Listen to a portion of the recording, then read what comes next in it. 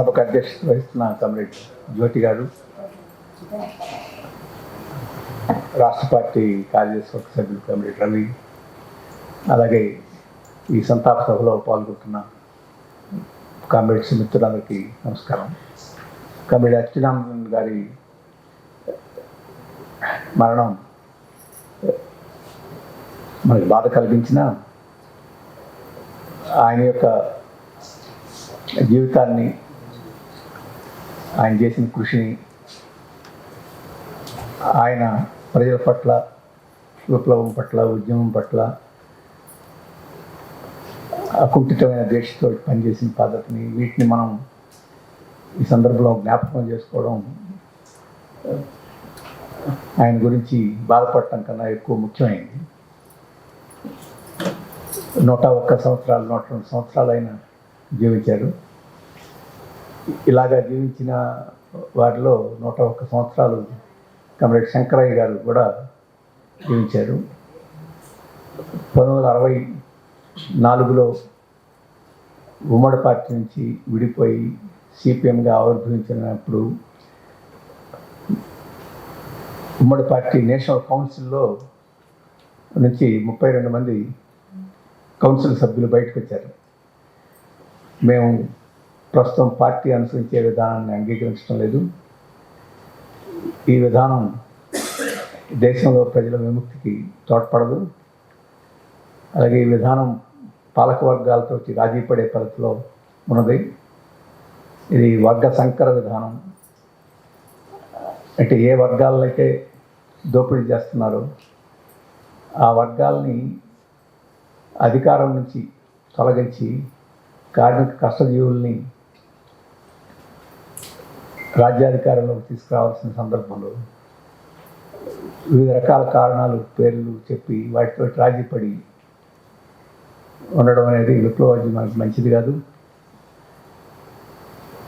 నికరంగా వర్గ పోరాటం చేయడం మార్గం అని చెప్పేసి భావించి ఈ 32 మంది నేషనల్ కౌన్సిల్ నుంచి బయటకు వచ్చారు. ఆ బయటకు వచ్చిన వాళ్ళలో కమ్రేడ్ శంకరయ్య, కమ్రేడ్ అచ్యుతానందన్, ఇప్పుడు వచ్చిన వాళ్ళలో చిన్న వయస్కులు కూడా అచ్యుతానందన్. ఆ రకంగా కమ్యూనిస్ట్ పార్టీలో ఉద్యమంలో అత్యధిక కాలం పనిచేసిన వాళ్ళలో చాలా కొద్ది మందిలో, ఎందుకంటే కమ్యూనిస్ట్ పార్టీలో అతి చిన్న వయసులోనే ఆయన చేరాడు. 17వ సంవత్సరం, 18 ఏట, 17 ఏట చేరాడు. అతి చిన్న వయసులో చేరి దాదాపు 8.5 దశాబ్దాలు కమ్యూనిస్ట్ పార్టీ సభ్యులుగా కొనసాగిన వారు చాలా కొద్ది మంది ఉంటారు. ఆఖరికి మన పార్టీ నవరత్నాలుగా చెప్పుకునే నాయకులు కూడా ఇంతకాలం ఎందుకంటే వారు 70, 75 ఆ సంవత్సరాల్లోనే, ఒక జ్యోతిబాస్ గారు 92 సంవత్సరాలు బతికారు, నండూరు ప్రసాదరావు గారు 92 సంవత్సరాలు బతికారు. వాళ్ళకి కొద్దిగా అచ్యుతానందన్ గారి పనిచేసినంతకాలం వారికి కొంత ఉండొచ్చు. కానీ అతి చిన్న వయసులో చేరడం, అతి ఎక్కువ వయసులో మరణించడం మూలంగా కమ్యూనిస్ట్ ఉద్యమంలో ఎక్కువ కాలం పనిచేసి ఎక్కువ సేవలు అందించే అవకాశం వీరికి దొరికింది. ఇటువంటి వాళ్ళు కొద్దిమందే ఉన్నారు. ఇంకా 100 సంవత్సరాలకి అయిన వాళ్ళు ఇంకొక 2-3 ఉన్నారు దేశంలో, ఉమ్మడి కమ్యూనిస్ట్ పార్టీలో నుంచి ఉన్నవాళ్ళు. అదొక విశేషమైన, ఎక్కువ కాలం బ్రతకడం, ఎక్కువ కాలం పార్టీలో పనిచేయడమే విశేషం కాదు.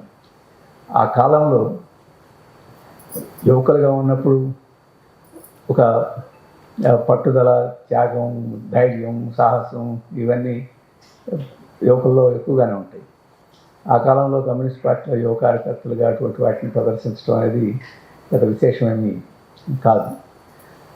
ఆ రోజు యువకుడుగా ఉన్నప్పుడు ఎలాంటి సాహసం, ధైర్యం, పట్టుదల, సిద్ధాంతం పట్ల, ఆశయం పట్ల నిబద్ధత ఎలా ప్రదర్శించారో చనిపోయే వరకు అదే పద్ధతిలో ఆయన వ్యవహరించగలిగారు. ఎక్కడ నిరాశకు అవకాశం లేదు, ఎక్కడ ప్రజల మీద నమ్మకం పోయిన పరిస్థితి లేదు. పోరాటం అనేది అది మనిషికి సంబంధించి, వ్యక్తికి సంబంధించి, ఇష్టానికి సంబంధించిన విషయం కాదు. అది జీవిత అంతర్భాగం, ప్రకృతిలో అంతర్భాగం. కాబట్టి దాన్ని నువ్వు మినహాయించడం సాధ్యమయ్యేది కాదు, నువ్వు కొత్తగా చొప్పించడం సాధ్యమయ్యేది కాదు. అటువంటి పోరాటం పట్ల మనం దానిలో భాగస్వాములు అయి ముందుకు పోవడం తప్ప లాభం లేదు, ఇంకొక మార్గం లేదని చెప్పేసి ఆ రకంగా వ్యవహరించడం చివరిదాకా కష్టం. అటువంటి పద్ధతిలో ఆయన జీవితాన్ని సాగించాడు. అది ఆయన వ్యక్తిత్వం మనం చూడాల్సింది. సహజంగా ఏంటంటే ఎదురు దెబ్బ తగిలినప్పుడు కొంత నీరసపడటం, నిరుత్సాహపడటం, విజయం సాధించినప్పుడు ఉత్సాహపడటం, ఏదో గొప్ప సాధించామని చెప్పి అనుకోవడం. ఇంకో రకంగా చెప్పాలంటే ఆ విజయం పట్ల లేకపోతే దాని పట్ల విర్రవీగడం. నీరసపడేవాడికే విర్రవీగే లక్షణం కూడా ఉంటుంది. కాబట్టి ఈ జీవితంలో మార్క్సిజం చెప్పేది వర్గ పోరాటం నిరంతరం జరుగుతుంటుంది. పోరాటం లేకపోతే జీవితం లేదు.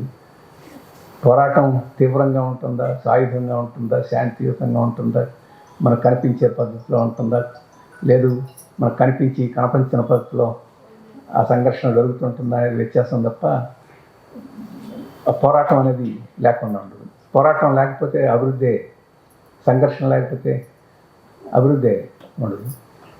అటువంటి సిద్ధాంతాన్ని నమ్మిన వాళ్ళు ఎవరు పోరాటం గురించి ఎప్పుడు అనుమానంగానే పోరాటం చేయాలని చెప్పేసి తపంలో లోపంగానే ఉండకూడదు.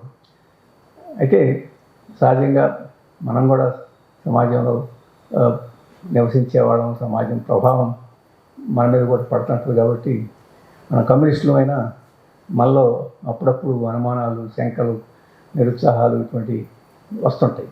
ముఖ్యంగా పరిస్థితులు సజావుగా లేనప్పుడు, మనం అనుకున్నవి మనం సాధించలేనప్పుడు ఇటు వస్తుంటుంది.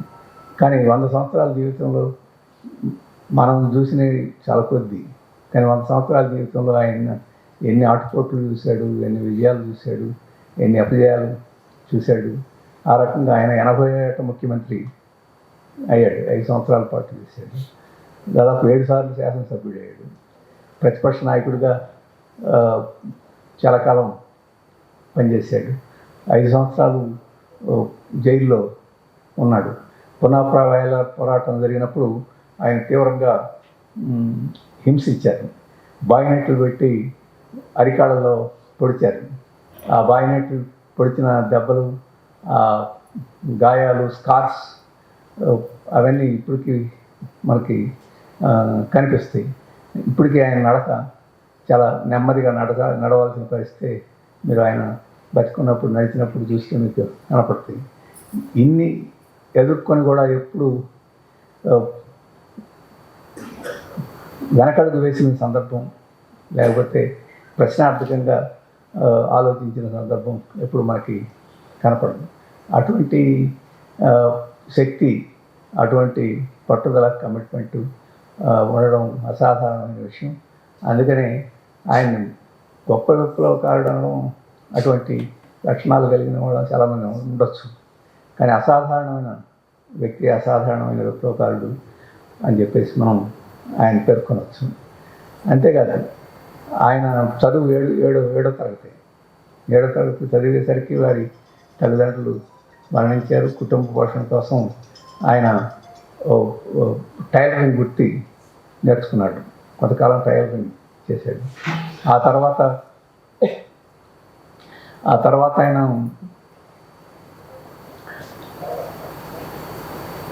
ఈ కొబ్బరి పీచు పరిశ్రమలో కూలీగా చేరాడు. ఆ కొబ్బరి పీచుకు రంగులు అద్దే పని ఆయన చాలా కాలం చేశారు. ఆ రకంగా ఒక సాధారణమైన గొప్ప చదివి ఆ చదువులో భాగంగా మార్క్సిజం పట్ల ఆకర్షితమై సిద్ధాంతం నేర్చి, ఆ సిద్ధాంతం ప్రాతిపదిక మీద ఉద్యమంలోకి వచ్చి ఆ రకంగా ఉద్యమంలో భాగస్వాములైన పద్ధతి కాదు. నిజమైన ఒక కార్మిక వర్గంలో అంతర్భాగంగా, కార్మిక వర్గంలో ఆర్గానిక్గా అంతర్భాగంగా అభివృద్ధి అయిన విప్లవకారుడు. అందుకని చాలామందిగా మనం అందరం కూడా గోల్డ్ టైమర్స్గా, విప్లవకారులుగా ముందుకు వచ్చి పనిచేసేవాడు ఉన్నాం. మనకి ఆయన కార్మిక వర్గం నుంచి పుట్టినవాడు, కార్మిక వర్గంలో అంతర్భాగంగా ఆవిర్భవించినవాడు, ఎదిగినవాడు అని చెప్పేసి మనం గమనంలో పెట్టుకోవచ్చు. అందుకని చదువు పెద్ద 7వ తరగతి అనేది ముఖ్యం కాదు. బాగా చదివిన వాళ్ళు వర్గ లక్షణాలను అలవాటు చేసుకోవడానికి ఎంతో కష్టపడాలి. ఆయన ఆ వర్గం నుంచి పెరిగి దానిలో నుంచే ఆ పోరాటాల నుంచి ఆవిర్భించిన వ్యక్తి కాబట్టి ఆయనకి ఆ వర్గతత్వం, వర్గ స్పృహ అది సహజసిద్ధంగా వచ్చింది. దానికి ఎక్కడ పెద్ద పెద్ద చదువులు చదివి ఇతర వర్గాల నుంచి కమ్యూనిస్టులుగా వచ్చిన వాళ్ళు వర్గతత్వం నిలబెట్టుకోవడమే వాళ్ళ జీవితాంతం ఒక ముఖ్యమైన పని. అప్పుడప్పుడు పాత వర్గం యొక్క లక్షణాలు పొడచూపుతూ ఉంటాయి. నీరసం వచ్చినప్పుడు నిస్పృహ ఉంటుంది, లేకపోతే డివిజనిజంలోకి పడిపోయే అవకాశం ఉంటుంది, లేకపోతే ఉగ్రవాదంలోకి అసహనం వచ్చి ఉగ్రవాదంలోకి లేకపోతే అతివాదంలోకి పడిపోయే పరిస్థితి ఉంటుంది. కానీ ఒక కార్మిక వర్గంలో పుట్టినవాడు దోపిడీ అంటే ఏం తెలుసు, వర్గ పోరాటం అంటే ఏం తెలుసు, వర్గ పోరాటంలో శత్రువర్గాలని ఎదిరించడంలో విజయాలే కాదు ఓడిపోవడం కూడా ఉంటుందని చెప్పేసి తెలుసు. అందుకని ఆయన జీవితాంతం విప్లవకారుడిగా అటువంటి వ్యక్తిత్వాన్ని సంతరించుకున్నాడు. చదువు తక్కువైన వాస్తవంగా అంత 7వ తరగతి చదివిన వాడు ఒక రాష్ట్ర ముఖ్యమంత్రిగా, పాలిట్ బ్యూరో సభ్యుడిగా ఆ రకంగా ఎదిగి ఆ బాధ్యతను నిర్వహించగలిగాడంటే విజ్ఞానం అనేది, అవగాహన అనేది, సిద్ధాంతం అనేది ఒట్టి చదువుతోటే అయిపోయిందని చెప్పేసి అటైతే చదువుకున్న వాళ్ళు చాలామంది ఉన్నారు. పెట్టుబడి గ్రంథాన్ని పలుమార్లు చదివిన వాళ్ళు కూడా ఉన్నారు. అటువంటి వాళ్ళందరూ విప్లవకారులు అయ్యారని, దోపిడీ గురించి పూర్తిగా అర్థం చేసుకున్నారని చెప్పలేము. అందుకని ఆయన ఫార్మల్ చదువు 7 అయినా ఆయన జీవితంలో ఎంతో నేర్చుకున్నాడు. ఆయన 17 ఏట కమ్యూనిస్ట్ పార్టీలోనూ కార్మికుడిగా చేరినప్పుడు కేరళ సమాజం చాలా ఫ్యూడల్ సమాజం, దుర్మార్గమైన సమాజంగా ఉంది. కుల వివక్ష చాలా తీవ్రమైన స్థాయిలో ఉంది. అచ్యుతానందన్ గారు వచ్చిన సామాజిక నేపథ్యం కూడా ఆ కుల వివక్ష అనేది, ఆ కులం అచ్యుతానందన్ గారు వచ్చిన సామాజిక తరగతి మీద కూడా చాలా తీవ్రంగా ఉండేది. బహుశా దేశంలో కుల వ్యవస్థ అంత తీవ్రంగా, అంత అవమానకరంగా, కర్కశంగా కేరళలో ఉన్నట్టు ఇంకెక్కడ లేదు ఆనాటికి. అందుకనే వైకం దేవాలయ ప్రవేశ ఉద్యమం, ఏకేజీ వీళ్ళందరూ, గాంధీ గారు వీళ్ళందరూ వైకం దేవాలయంలో ప్రవేశ ఉద్యమం ఆ కాలంలోనే జరిగింది. ఆ రోజు కులతత్వం యొక్క కర్కశత్వం ఎట్లా ఉంటుంది అని చెప్పేసి అర్థం చేసుకోవడానికి కేరళ సమాజంలో బలహీన వర్గాల ప్రజలు, దళితులు కానీ, ఇతర వెనకబడిన కులాలు కానీ, దళితుల సంఖ్య తక్కువ కేరళలో. దళితులు సమానమైన పద్ధతిలో దుర్మార్గంగా అవమానపరిచిన వాళ్ళు యజ్వా కులస్తులు. ఈ కులాల వాళ్ళు ఎవరు, స్త్రీలు రవికలు కట్టుకోకూడదు, రవికలు వేసుకోకూడదు. రవికలు వేసుకున్నారంటే వాళ్ళని తీవ్రంగా వెలివేసేవాళ్ళు, హింసించేవాళ్ళు, అవమానం పరిచేవాళ్ళు.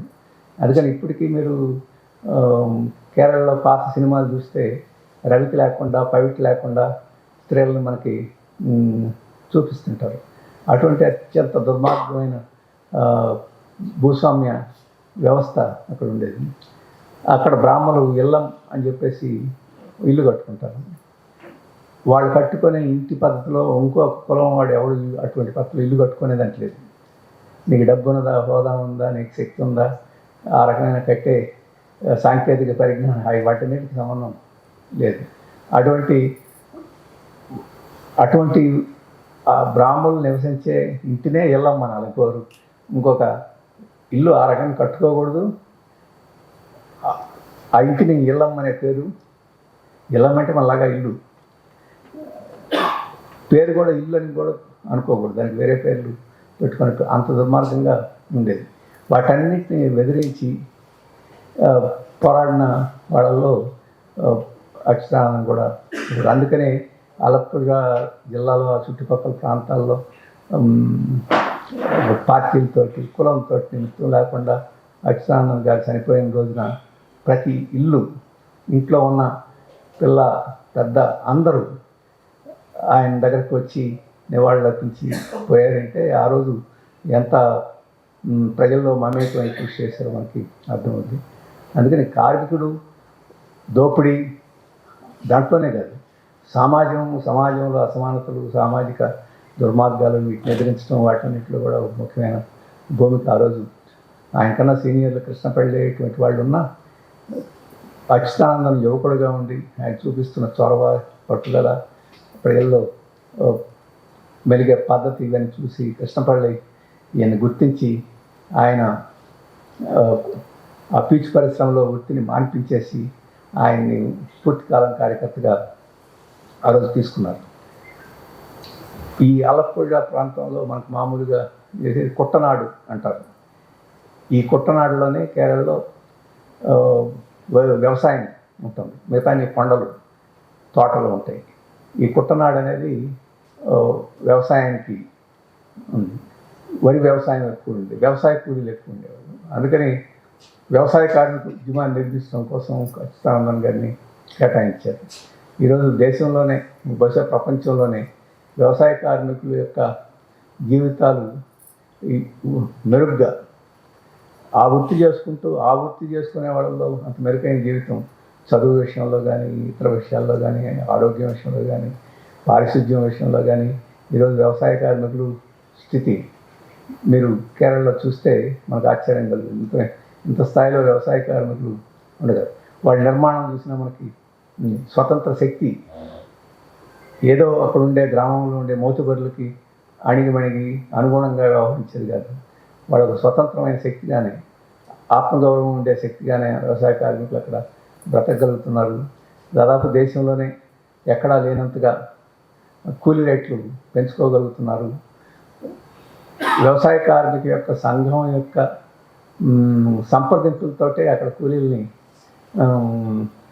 భూస్వాములు కానీ ఇతరులు కానీ పెట్టుకోవాలని చెప్పేసి స్థితి అంత స్థాయికి ఉద్యమం వచ్చిందంటే కుట్టనాడు ఏరియాలో వ్యవసాయ కార్మిక ఉద్యమం ప్రభావం అది. దానిని ప్రారంభించి నిర్మించిన వాళ్ళలో అచ్యుతానందన్ అగ్రభాగాన ఉన్నాడు. ఆ శక్తి ఇప్పటికీ కేరళలో మనం చూస్తాం.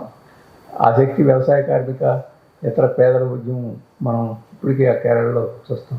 కేరళ కమ్యూనిస్ట్ పార్టీ ఒడిదుడుకులు ఎన్ని వచ్చినా కానీ అధికారంలోకి రాకుండా కొన్నిసార్లు ఓడిపోయినా, ఒకసారి గెలిచి ఒకసారి ఓడిపోయినా అక్కడ కమ్యూనిస్ట్ పార్టీ ఎందుకని ఆ ఉద్యమానికి అంత చావ ఉన్నది బహుశా మిగతా దేశంలో ఎక్కడా లేనట్టుగా. ఉమ్మడి ఆంధ్రప్రదేశ్లో కాదు, 1950-55 ఆంధ్రాలో కానీ, ఆ తర్వాత బెంగాల్ మిగతా చోట్ల కానీ ఈ పునాది వర్గాలు ఒక స్వతంత్రమైన శక్తి కలిగిన వర్గాలుగా ఆ గ్రామంలో ఉండే మోతుబరులు, అగ్రకులాల వాళ్ళు, లేకపోతే భూమి కలిగిన వాళ్ళు అభ్యుదయవాదులుగా ఉంటే వాళ్ళ వెనక కమ్యూనిస్టులుగా ఈ పేదలు ఉండడం కాదు. పేదలు స్వతంత్రంగా కమ్యూనిస్టులకు శక్తి ఉంది కాబట్టి ఆ గ్రామంలో ఉండే మోతుబరులు ఈ కమ్యూనిస్టులు సహాయం అవసరం అని చెప్పేసి మనతోటి మర్యాదగా ఉండే పద్ధతి. అటువంటి స్వతంత్రమైన శక్తిగా అక్కడ కేరళలో ఉద్యమాన్ని నిర్మించారు. కృష్ణపల్లి కానీ లేకపోతే అచ్యుతానందన్ కానీ ఇటువంటి వాడు. అది దాంట్లో ముఖ్యంగా కుట్టనాడు ఏరియాలో అచ్యుతానందన్ అటువంటి పాత్రని నిర్వహించారు. అందుకని 7వ తరగతి చదివిన ప్రజలను చదవడంలో, ప్రజలను తెలుసుకోవడంలో, వాళ్ళ మూడ్ని అర్థం చేసుకోవడంలో, వాళ్ళ ఆస్పిరేషన్స్ ఏం కోరికలు మనం తీసుకుంటే వాళ్ళని కదులుతారో వీటన్నిటిని పసిగట్టడంలో ఆయన అసాధారణమైన శక్తి ఆయనకి ఉన్నది. అది వివిధ సందర్భాల్లో పరిస్థితులు విశ్లేషణ చేయడంలో, నిర్ణయాలు చేయడంలో వాటన్నిటిలో మనకి కనిపిస్తుంది. అయితే 7వ తరగతి అంటే విజ్ఞానానికి, ఫార్మల్ చదువుకి పెద్ద లంక ఉండదు అని చెప్పేసి మనకి అచ్యుతానందన్ చూస్తే అర్థమవుతుంది. ఆయన ముఖ్యమంత్రిగా ఉన్న కాలంలో ఇప్పుడు కేరళలో మనం ఏవైతే చెప్పుకుంటున్నాం డీసెంట్రలైజ్డ్ ప్లానింగ్, వికేంద్రీకరించి ప్రణాళికాబద్ధంగా గ్రామాలను అభివృద్ధి చేయడం, అది కేరళలో ప్రారంభమైంది. అది గొప్ప ప్రయోగం చేశారు. ఆ ప్రయోగానికి పెద్ద పెద్ద మేధావులు, అంతర్జాతీయ జాతీయ మేధావులు వాళ్ళందరూ, శాస్త్రవేత్తలు, ఇటువంటి వాళ్ళందరూ రూపకల్పన చేయడంలో ముఖ్యమైన పాత్రని నిర్వహించారు. వాళ్ళందరినీ ప్రోత్సహించి ముందు రూపకల్పన చేసి నిధుల్ని పంచాయతీలకు బదలాయించి చేయడంలో ఈఎంఎస్ ఇటువంటి వాళ్ళు ముందు పాత్ర ఉన్న ప్రధానంగా విఎస్ ముఖ్యమంత్రిగా అయిన తర్వాత పెద్ద ఎత్తున దాన్ని గ్రామసీమల్లో ఆచరణలో పెట్టి ఒక స్వతంత్ర ప్రభుత్వాలలాగా ఒక పంచాయతీలు అంటే ఇప్పుడు మనం ఇక్కడ ఎట్లా ఉన్నాయో చూస్తున్నాం, కానీ అక్కడ పంచాయతీలు పెద్దవి, ఒక మండలం స్థాయిలో ఒక పంచాయతీ ఉంటుంది. ఆ పరిపాలన ఒక స్వతంత్రమైన పరిపాలన, వాళ్ళ అభివృద్ధిని, వాళ్ళ ప్రణాళికని, వాళ్ళ యొక్క వీటన్నిటిని అభివృద్ధి చేయడంలో కేరళ చాలా ఆదర్శంగా ఉంటుంది. వాటిని అమలు జరపడంలో ముఖ్యమంత్రిగా ఉండి అచ్యుతానందన్ చొరవ చాలా గొప్ప. వీటన్నిటిని ఎలా అర్థం చేసుకుంటారు, ఎంత చదువు తక్కువ ఉన్నవాడని చెప్పేసి మనకు అనిపించవచ్చు. బాగా చదువుకున్న వాళ్ళకన్నా ఐఏఎస్ ఐపీఎస్ ఆఫీసర్స్ ఆయన దగ్గర పనిచేసిన వాళ్ళని చూస్తే ఆయన తెలుసుకునే కెపాసిటీ, కొద్ది విషయం చెప్పినా వెంటనే క్షణాల్లో దాన్ని ఆకలింపు చేసుకునే కెపాసిటీ చాలా మందిలో మనం చూడమని చెప్పేసి వాళ్ళందరూ చెప్తారు. అటువంటి ఉదాహరణ మనం ఏమైనా చెప్పచ్చు. కానీ ఒక ఉదాహరణ మనకి ఆశ్చర్యం చేస్తుంది. అంతకుముందు నాయకులు ఎవరు, కమ్యూనిస్ట్ పార్టీ అధికారంలో ఉన్నప్పుడు కూడా అంతకుముందు నాయకులు చేయని పని ఆయన ఒకటి చేశాడు. అదేంటంటే ఫ్రీ సాఫ్ట్వేర్, స్వేచ్ఛ సాఫ్ట్వేర్ని మొత్తం కేరళ పాఠశాలల్లో, కేరళ జీవితంలో అంతర్భాగం చేసేసాడు. అంటే ఫ్రీ సాఫ్ట్వేర్ అంటే ఇప్పుడు మనం కంప్యూటర్ల మీద మైక్రోసాఫ్ట్ లేకపోతే ఇటువంటివన్నీ చూస్తాం, గూగుల్ చూస్తాం, ఇవన్నీ వాళ్ళ దగ్గర సాఫ్ట్వేర్ తీసుకోవాలంటే మనం కొనుక్కోవాలి, పేటెంట్లు వాళ్ళవి ఉంటాయి, వేల కోట్ల రూపాయలు ఖర్చు పెట్టాలి. కానీ లైనక్స్ అంటే ఫ్రీ సాఫ్ట్వేర్ ఎవరైనా దాన్ని స్వేచ్ఛగా తీసుకొని ఇంటర్నెట్లోంచి తీసుకుని వాటిని వాడుకోవచ్చు, పేటెంట్కి డబ్బులు చెల్లించక్కర్లా. అలాగే తీసుకోవడమే కాదు, నీకు నువ్వు అభివృద్ధి కూడా చేసుకోవచ్చు. అటువంటి సాఫ్ట్వేర్ని ప్రపంచంలో స్టాల్మెన్ ఇటువంటి వాళ్ళు అభివృద్ధి చేసిన వాళ్ళందరినీ కేరళకి తీసుకొచ్చి వాళ్ళందరూ సహాయం తీసుకొని ఇక్కడ దేశంలో ఉండే ఫ్రీ సాఫ్ట్వేర్ మూమెంట్స్, మన రాష్ట్రంలో కూడా ఫ్రీ సాఫ్ట్వేర్ మూమెంట్ ఉంది, స్వేచ్ఛ పేరుతోటి ఉన్నది. వీళ్ళు కూడా అక్కడక్కడ కొన్ని స్కూళ్ళు తీసుకొని ప్రయోగాలు చేస్తున్నారు, కానీ అక్కడ ప్రభుత్వం మొత్తం విద్యా వ్యవస్థను అంతటినీ. అందుకని ఈరోజు కేరళ నాలెడ్జ్ ఎకానమీలో మన దేశంలో ఉండే అన్ని రాష్ట్రాల కన్నా ముందుకు పోతుంది. అంటే ఏదో డబ్బులుండి పెద్ద పెద్ద కంప్యూటర్ ఇన్స్టిట్యూట్లోనూ పెద్ద పెద్ద వాటిలోనూ కొద్దిమంది చదివిన విద్యార్థులు బాగా కంప్యూటర్ విజ్ఞానం నేర్చుకుని అమెరికాకి వెళ్ళి అక్కడ ఉద్యోగాలు సంపాదించే పద్ధతి మన రాష్ట్రాల్లో ఉంది. కానీ ఇప్పుడు అక్కడ సమాజం మొత్తం కింద నుంచి పైదాకా పేదవాళ్ళతో సహా అందరూ ఈ ఆధునిక కంప్యూటర్ పరిజ్ఞానానికి చేరువ కావడానికి ఈ ఫ్రీ సాఫ్ట్వేర్ మూవ్మెంట్ అని చెప్పేసి ఏదైతే ఉందో దాని ప్రభుత్వ విధానంగా రూపొందించి చేశాడు. ఆ ఇంజనీర్లు చాలామంది వ్యాసం రాశారు. ఈ ఈ ఈ కోడింగు, ఈ ప్రోగ్రామింగు ఇవన్నీ ఏమర్థమవుతాయి అచ్యుతానందన్ గారికి అని అనుకున్నారు. 7వ తరగతి చదివాడు, ఏమర్థమవుతాయి అని చెప్పేసి అనుకున్నాం. ఆయన దగ్గరికి ఇట్లా ఉంది ఫ్రీ సాఫ్ట్వేర్ మూవ్మెంట్లో ఉన్నవాడు కొంతమంది వెళ్ళి చెప్పారు, ఇట్లా ఉంది మీరు చేస్తే బాగుంటుందని చెప్పేసి. అయితే అందరిని పిలవమని చెప్పేసి పిలిచి వాళ్ళందరూ చెప్పింది అని విని, మీరు చెప్పిన ఈ కోడింగ్లు సాఫ్ట్వేర్లు అర్థం కాకపోవచ్చు, మీరు చెప్పింది ఒకటి అర్థమైంది నాకు, దీన్ని అమ్ముకునే వాళ్ళు డబ్బు చేసుకుంటున్నారు, అందుకని ప్రజలందరికీ అందుబాటులోకి ఉండడం లేదు, మీరు ఇది ప్రజలకు అందుబాటులోకి తెస్తూ ఉంటున్నారు కాబట్టి ఇది వర్గ పోరాటంలో అంతర్భాగం, ఈ అంతర్జాతీయ సామ్రాజ్యవాదులకి దోపిడీదారులకు వ్యతిరేకంగా అంతర్భాగం. కాబట్టి ఇక్కడ మన పోరాటం, మన ప్రభుత్వం అనేది పోరాట సాధనం ప్రజల కోసం, దోపిడీకి వ్యతిరేకంగా. కాబట్టి మీరు దీన్ని ఇంప్లిమెంట్ చేయండి, రాష్ట్ర ప్రభుత్వం మొత్తం హై స్కూల్స్లో అన్నింటిని చెప్పి దాన్ని అంగీకరించి దాన్ని ఇంప్లిమెంటేషన్ చేశాడు.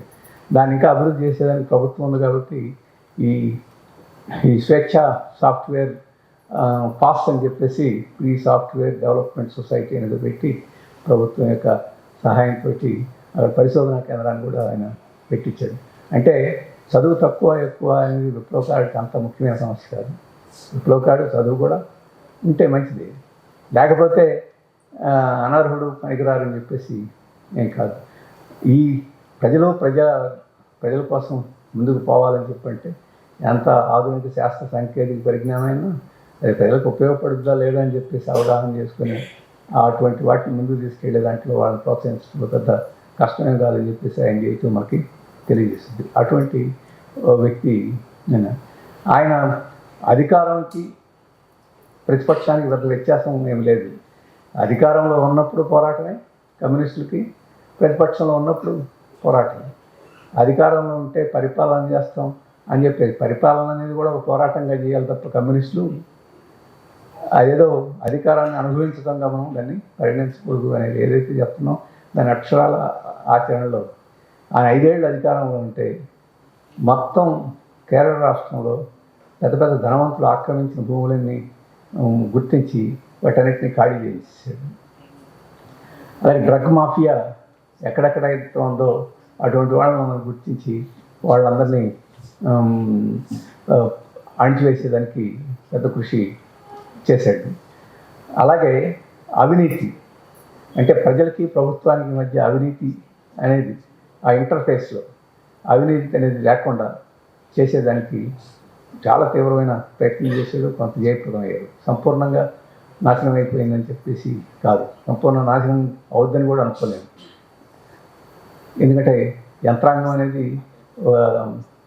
ప్రజల యంత్రాంగం కాదు, పరిపాలనా యంత్రాంగం, అది పాలక వర్గాల యంత్రాంగం. కానీ 5 ఏళ్ళు ఆయన చేసిన కృషి ఆయనకి అవినీతికి వ్యతిరేకంగా ఒక పోరాటం చేసే యోధుడు అని చెప్పేసి కేరళలోనే దేశమంతా ఒక గుర్తింపు వచ్చిందంటే అధికారాన్ని ఆ రకంగా ప్రజల కోసం వినియోగించి బట్టే వచ్చింది. ఇవి అందుకని ప్రతిపక్షంలో ఉన్నప్పుడు మొత్తం కేరళలో ఏ మూల ఎక్కడ ఈ ప్రజలకి ఏ జరిగినా కానీ సమస్య అందరికీ తెలియకముందే ఆయన అక్కడ ప్రత్యక్షం అయ్యేవాడు. పేపర్లో వార్త రాకముందే ఆయన ఆ ప్రజలతోటి మాట్లాడగలిగేవాడు. అంత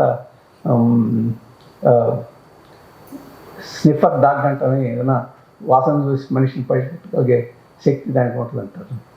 ప్రజల కష్టాలు ఎక్కడ కంటికి కనపడకపోయినా చెవికి వినపడకపోయినా ఆయనకి మాత్రం ఎక్కడ ఏ కష్టం వచ్చిందంటే వెంటనే ఆయన పసిగట్టుకోగలిగే శక్తి చాలా అసమానమైన శక్తి ఉండేది. అందుకని కేరళలో అంతమంది ప్రజలు అంతమంది అన్ని రకాలుగా ఆయనకి నివాళులు అర్పించారంటే మన రాజకీయాలతోటి ఏకీభవించిన వాళ్ళు కూడా అంత ఇచ్చారంటే ఏదో ఒక మూల ఏదో ఒక అంశం మీద ఆయన అభిమానించి ఆయన పట్ల గౌరవం పెంచుకున్న ప్రజానీకం కాబట్టి అంత అభిమానం వచ్చిందని చెప్పేసి మనం జ్ఞాపకం పెట్టుకోవచ్చు.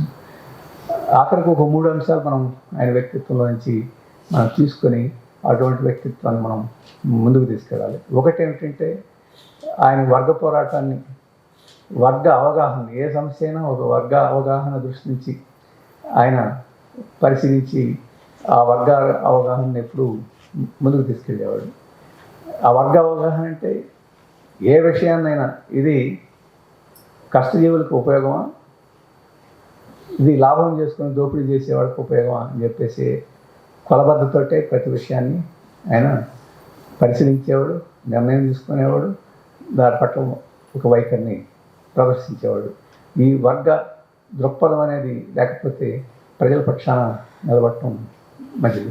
ఒక సమస్య మంచిదా చెడ్డదా అనేది కాదు, ఈ సమస్య సామాన్య ప్రజలకి లాభమా, దోపిడీదారులకి లాభమా. దోపిడీదారుల లాభం అయితే అది మంచిది కాదు, సామాన్య ప్రజలకు మంచిదైతేనే దాన్ని మనం స్వీకరించాలి అని చెప్పేసి ఆ వర్గ దృక్పథం ఎప్పుడు ఆయన జీవితంలో వదిలేయలేదు. ఆ వర్గ దృక్పథం కొన్ని కమ్యూనిస్ట్ ఉద్యమంలో కొన్ని సందర్భాల్లో కొన్ని తరగతులు వదిలేసి ఆ రకంగా ఈ ఉద్యమం యొక్క ప్రయోజనాలు దెబ్బతీసిన సందర్భాలు ఎప్పుడు ఆయన అంగీకరించాడు. అది మొదటి విషయం. ఇది రెండవ విషయం, ఇంతకుముందే చెప్పినట్టు ఆయన ప్రజల పట్ల అకుంఠితమైన విశ్వాసం, ప్రజల మీద ఎప్పుడు నమ్మకం కోల్పోవడం. మనకు ఎప్పుడైనా ఎన్నికల్లో ప్రజలు ఓట్లు లేకపోతే ఈ ప్రజలకి ఎంత సేవ చేసినా ఎంత చేసినా వృథా, వీళ్ళు అర్థం చేసుకోలేరని చెప్పేసి మనం ప్రజల మీద ఒక రకమైన ఆగ్రహం లేదా కోపం పెంచుకుంటుంటాం. ప్రజలు మనకి సహకరించినప్పుడు వాళ్ళ తప్పు కాదు, మనలో లోపం ఏదో ఉంది, వాళ్ళని అర్థం చేసుకోవడంలోనూ వాళ్ళు మనతో సహకరించే పద్ధతిలో మనం వ్యవహరించడం లోపంగా ఉంది అని చెప్పేసి పరిశీలించుకోవడం తప్ప ప్రజల మీద ఆగ్రహం ప్రదర్శించిన దానివల్ల మరి అది కమ్యూనిస్టు లక్షణం కాదు అని చెప్పేసి ఆయన కమ్యూనిస్టులు అందరూ నమ్మాలి, ప్రజల మీద అటువంటి నమ్మకం కోల్పోలేదు. ఆయన ప్రజల మీద అంతటువంటి నమ్మకం కోల్పోలేదు కాబట్టి ప్రజలు కూడా ఆయన్ని ఎప్పుడు వదిలేయలేదు. అది ఆయన మరణంలో మనకి కనిపిస్తుంది. అలాగే చివరిది ఏంటంటే ఆయన ఒక మార్క్సిస్ట్ దృక్పథంతో ఒక విషయాన్ని పరిశీలించి దాని మీద ఒక స్పష్టమైన వైఖరి తీసుకున్న తర్వాత ఆ వైఖరిని ఇతరుల కోసం మార్చుకునే తత్వం కాదు, దానికోసం పోరాడే తత్వం అయింది. పార్టీలో ఉమ్మడి పార్టీలో సిపిఎం ఏర్పడిన తర్వాత కూడా అనేక విషయాల్లో పార్టీలో డిబేట్లు జరుగుతుంటాయి, తప్పులు రకరకాల అభిప్రాయాలు వ్యక్తం అవుతుంటాయి. ఆయన ఎప్పుడు మొత్తం కమిటీలో ఉండే 100 మంది కమిటీ ఉంటే 99 మంది ఒక అభిప్రాయంతో ఉన్నా, తను ఒక్కడే ఒక అభిప్రాయంతో ఉన్నా, తన అభిప్రాయం రైటు అనుకుంటే దాన్ని వదులుకోవడానికి సిద్ధం కాదు. అటువంటి పద్ధతిలో సైద్ధాంతిక అంశం మీద నిబద్ధతోటి ఉండేవాడు. తర్వాత అందరూ చెప్పిన అభిప్రాయం ఆచరణలో రైట్ అయితే తప్పకుండా ఆయన నా ఆలోచన పొరపాటుని అంగీకరించడంలో కూడా ఇప్పుడు వెనకాడలేదు. కానీ చాలా సందర్భాల్లో ఆయన అభిప్రాయం రైట్ అయ్యి ఒక్కడైనా ఎక్కువ మంది చెప్పిన అభిప్రాయం తప్పైన సందర్భాలు కూడా ఉన్నాయి. విషయం ఏంటంటే మనలో చాలామంది అందరూ చెప్పిన అభిప్రాయానికి సర్దుకుందాంలే అని చెప్పి పడుకునేవాళ్ళు, లేదు నాతోటి స్నేహంగా ఉండేవాళ్ళు అభిప్రాయాలు పరిచి ఏకీభద్దాం అనేవాళ్ళు నాకు అంగీకారం కాకపోయినా, లేదు ఆయన మీద కోపం ఉంది కాబట్టి ఆయన అభిప్రాయాన్ని మనం వ్యతిరేకిద్దాం అనుకునేవాడు, ఇట్లాంటివి బతుంటుంది. కానీ ఆయన అభిప్రాయానికి ప్రాధాన్యత తప్ప స్నేహాలకి వాటికి వీటికి, స్నేహం అంటే వేరే పద్ధతిలో స్నేహాలు, కానీ సిద్ధాంతం దగ్గర స్నేహం కాదు. సిద్ధాంతం సరైందా కాదా అనే ప్రాతిపదిక మీదనే మనం ఆలోచించాలి తప్ప అక్కడ స్నేహాలు లేకపోతే ఊర్లు లేకపోతే ప్రయోజనాలు ఇటువంటి పద్ధతులు ఆలోచించే తత్వం ఆయనకి ఎప్పుడూ లేదు. ఈ 100 సంవత్సరాల్లో ఎప్పుడూ అటువంటి వైఖరిని తీసుకోవాలి. అలాగే తను అనుకున్న సిద్ధాంతం గురించి చెప్పడానికి కూడా ఎప్పుడు మొహమాట పడాల. అవతల వాళ్ళు ఏమనుకుంటారు, స్నేహితులు ఏమనుకుంటారు, నాకన్నా సీనియర్ నాయకులు ఏమనుకుంటారు అని చెప్పేసి ఇప్పుడు ఆయన 7వ తరగతి అయినా మలయాళంలో రాయడంలో ప్రసంగించడంలో చాలా గొప్ప పద్ధతిలో చేయగలడు. ఉద్యమంలోనే అని నేర్చుకున్నాడు. ఇంగ్లీషు రాకపోయినా ఆయన మలయాళంలో రాసి దాన్ని ఇంగ్లీష్లో అనువాదం చేయించి కేంద్ర కమిటీలో పాలిట్ బ్యూరోలో వాటన్నిటిని చర్చలకు పెట్టగలిగేవాడు. ఆ రకంగా ఆ సైద్ధాంతిక నిబద్ధత అని చెప్పేసేది ఒక గొప్ప విషయం ఆయన జీవితంలో మనం తీసుకెట్టగలిగేది. అందుకనే ఆయన ఈరోజు అందరికీ ఆదర్శంగా ఉన్నారు. చివరిగా చెప్పడం ఏంటంటే ఇప్పుడు ఆయన మన మధ్య లేరు కాబట్టి సంతాపం తెలియజేసుకోవడం అని చెప్పేసి కాదు. ఈరోజు కమ్యూనిస్ట్ ఉద్యమం ఈరోజు అంతర్జాతీయంగా జాతీయంగా చూసినప్పుడు చాలా సవాళ్ళు ఎదుర్కొంటుంది. అంటే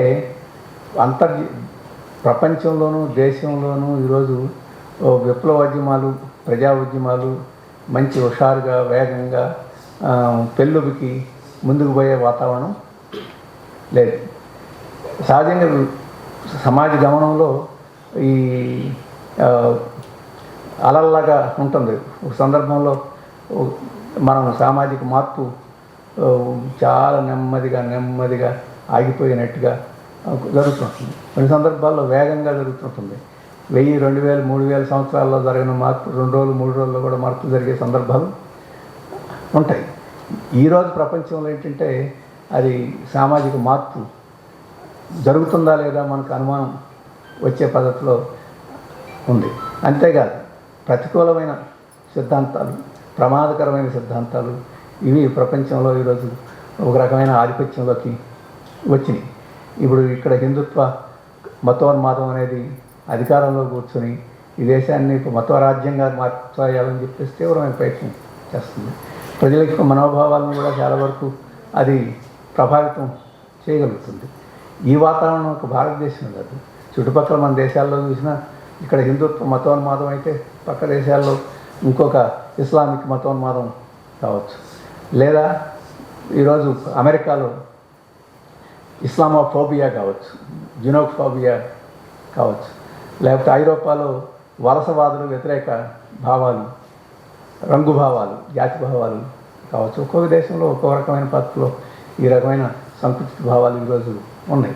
కాబట్టి ప్రపంచ వాతావరణం అలా ఉంది. ఉద్యమాలు పోరాటాలు చాలా చోట్ల రావడం లేదు. కొన్ని చోట్ల ఉధృతమైన ఉద్యమాలు పోరాటాలు వస్తున్నాయి, అవి విజయం సాధించకుండానే తప్పుబడిపోతున్నాయి. ఇవన్నీ చూసినప్పుడు మనకి ఏమనిపించుద్దంటే ప్రపంచం స్తంభించిపోయిందేమో, మార్పు లేకుండా ఆగిపోయిందేమో, ఇక మార్పు లేకుండా ఆగిపోద్దేమో అని మనకి అనిపిస్తుంది.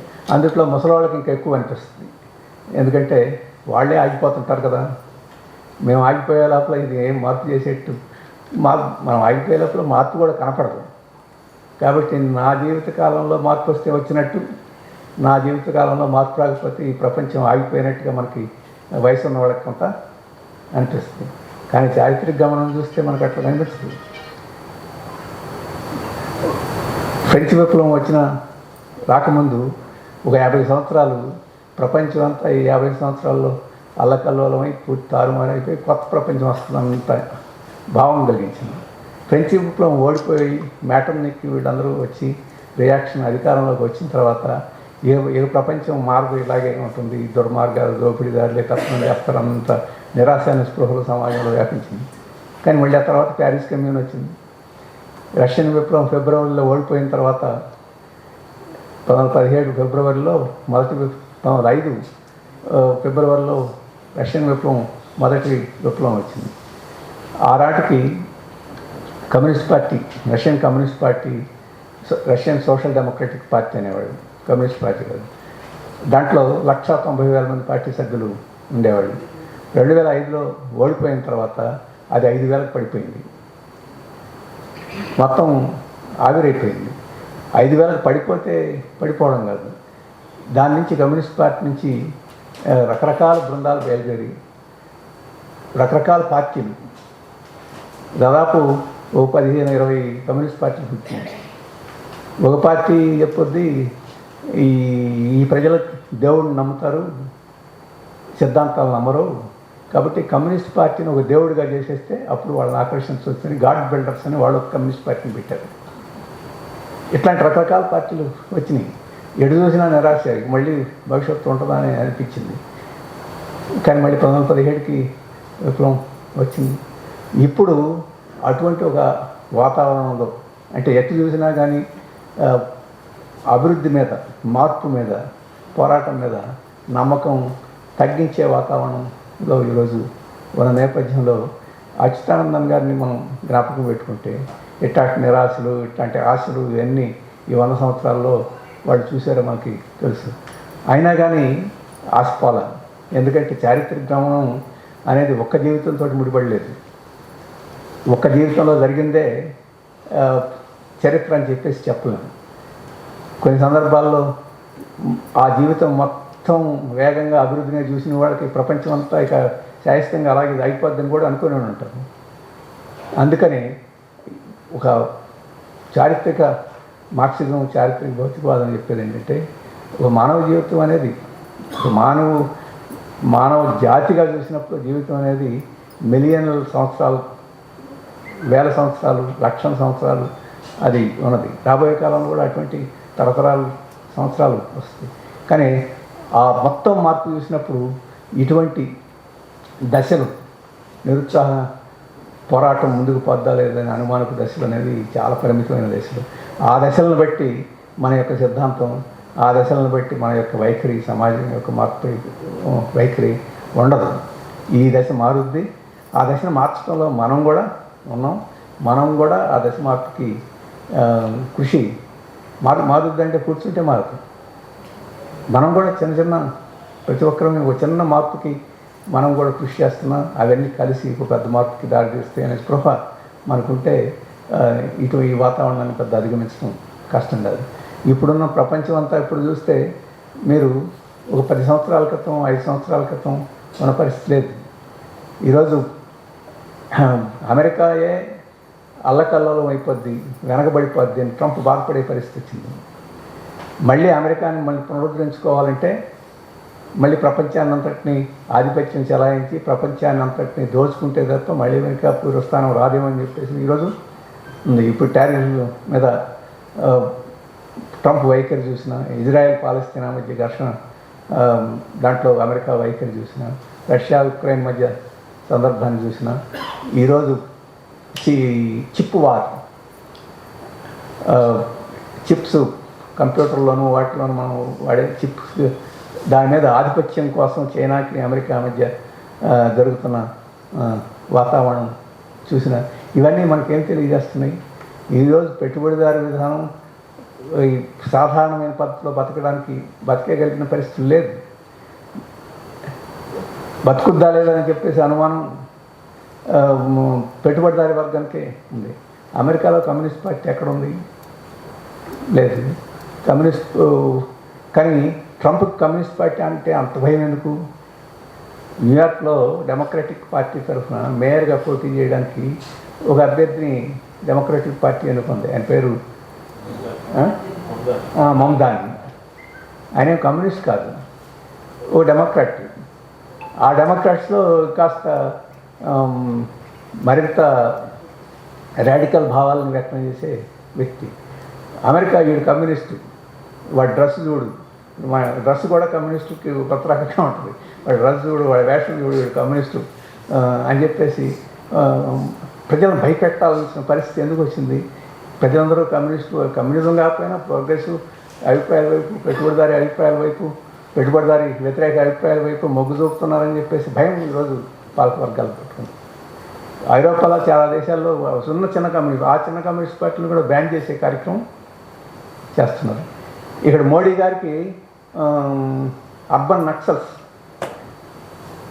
ప్రతివాడిని అర్బన్ నక్సల్ పేరు పెట్టి, నక్సల్స్ అంటే తుపాకులు పెట్టి కాల్చి పోలీసులు ఎన్కౌంటర్లు చేస్తే వాళ్ళు ఇన్ఫార్మర్స్ పెడుతూ చంపి ఒక రకమైన హింసాత్మక వాతావరణానికి వాళ్ళ ప్రతినిధులుగా చిత్రీకరించి జనంలో ఉన్నారు. కాబట్టి ఎవరైనా కొద్దిగా రాడికల్గా అభివృద్ధి భావాలని వ్యక్తం చేస్తే, ఆ ముద్ర వేస్తే వాళ్ళని అణిచివేయచ్చు అని చెప్పేసి ఈరోజు మోడీ ప్రభుత్వం పాలకవర్గాలు అనుకుంటున్నాయి.